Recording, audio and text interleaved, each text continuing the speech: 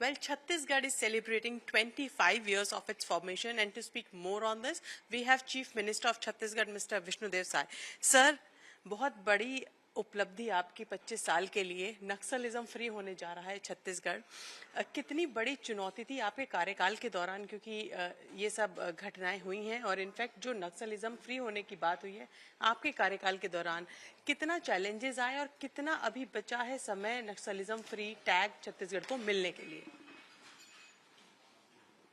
कल 1 नवंबर हमारे छत्तीसगढ़ प्रदेश का स्थापना दिवस था और छत्तीसगढ़ का सौभाग्य कि हमारे देश के यशस्वी प्रधानमंत्री श्री नरेंद्र मोदी जी दिन भर छत्तीसगढ़ में रहे, कई कार्यक्रमों में भाग लिए और नवनिर्मित विधानसभा भवन का भी लोकार्पण उनके कर कमलों से भी हुआ। और स्थापना दिवस के उपलक्ष्य में जो राज्योत्सव हम लोग मनाते हैं उसका भी शुभारंभ माननीय प्रधानमंत्री जी ने किया।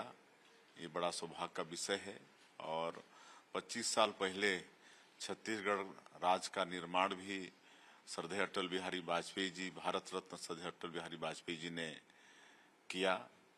और उसके पहले वो विपक्ष की राजनीति में पूरा छत्तीसगढ़ से अवगत हुए थे और उनको यह आवश्यकता महसूस हुई थी कि यहाँ जो ट्राइबल लोग हैं, जनजाति समाज के लोग हैं, उनका अगर विकास करना है तो अलग से छत्तीसगढ़ राज्य का निर्माण करना होगा।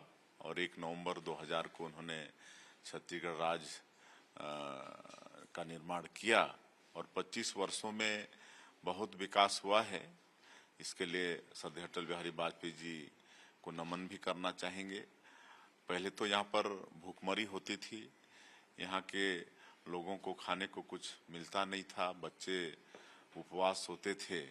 लेकिन जब 2003 के पहले विधानसभा चुनाव में यहाँ की जनता ने हम लोगों को आशीर्वाद दिया, सरकार में बैठाया, तब से एक ऐसी अच्छी प्रणाली पीडीएस की यहाँ पर कायम किए हमारे तत्कालीन मुख्यमंत्री डॉक्टर रमन सिंह जी ने। तब से भूख का यहाँ से पलायन हो गया, आज कोई भूखमरी नहीं है। तो मैं तो मानता हूँ कि छत्तीसगढ़ निर्माण का इससे और बड़ा कोई उपलब्धि हो नहीं सकती कि लोग भूखे मरे, तो इससे और क्या दुर्भाग्य हो सकता है। लेकिन लगातार 25 वर्षों में 15 वर्ष डॉक्टर रमन सिंह के नेतृत्व में यहाँ पर सरकार थी, तो हर क्षेत्र में उन्होंने विकास किया।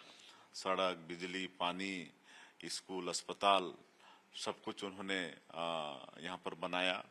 और सौभाग्य की केंद्र में प्रधानमंत्री ग्राम सड़क योजना की शुरुआत हुई तो उसका भी लाभ हमारे गाँव को मिला। हमारे गांव डामर रोड से जुड़े।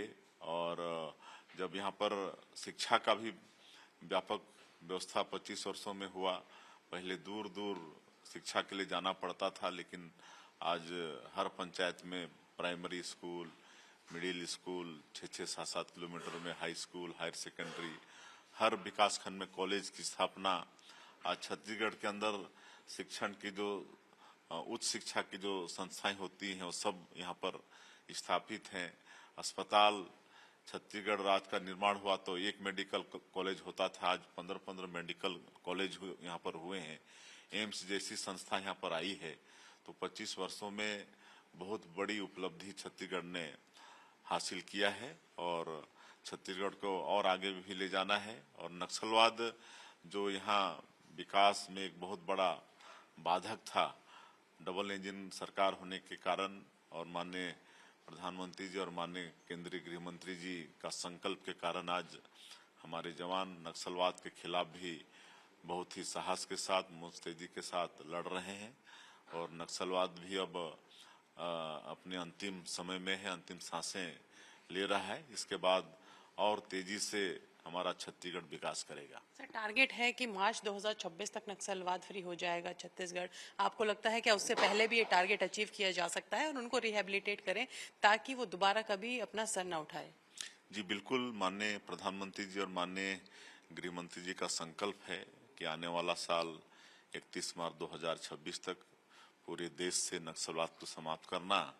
और जिस तरह से यहाँ पर सफलताएं मिल रही हैं नक्सलवाद के खिलाफ लड़ाई में, तो मुझे पूरा भरोसा है कि माननीय प्रधानमंत्री जी का, माननीय केंद्रीय गृह मंत्री जी का संकल्प अवश्य पूरा होगा और हम लोग नक्सलवाद समाप्त करने के साथ साथ उस क्षेत्र में सरकार की योजनाओं को भी पहुंचा रहे हैं, विकास को भी पहुंचा रहे हैं, ताकि दोबारा उस क्षेत्र में नक्सलवाद फिर पनप नहीं पाए। सर, एक आखिरी सवाल एसआईआर को लेके, क्योंकि इलेक्शन कमीशन ने कहा है छत्तीसगढ़ में भी एसआईआर होगा, पर अगर विपक्षी पार्टियों का माना जाए तो उनका कहना है ये वोट चोरी के लिए इलेक्शन कमीशन को यूज किया जा रहा है बीजेपी द्वारा।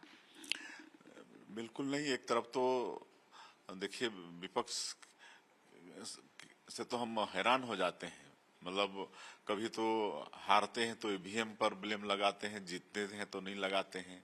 अब ये एसआईआर की मांग खुद लोग करते हैं और जब करने जा रहे हैं तो तब भी उनकी शिकायत रहती है। तो एक तरह से विपक्ष, और जहां तक कांग्रेस को इस देश की जनता ने नकार दिया है, अब उनके पास कोई मुद्दा नहीं है, मुद्दा विहीन हो गए हैं। तो जैसा जैसा उनको लगता है वैसा वैसा उनका वक्तव्य आते हैं और एसआईआर की हम लोग स्वागत करते हैं, होना चाहिए।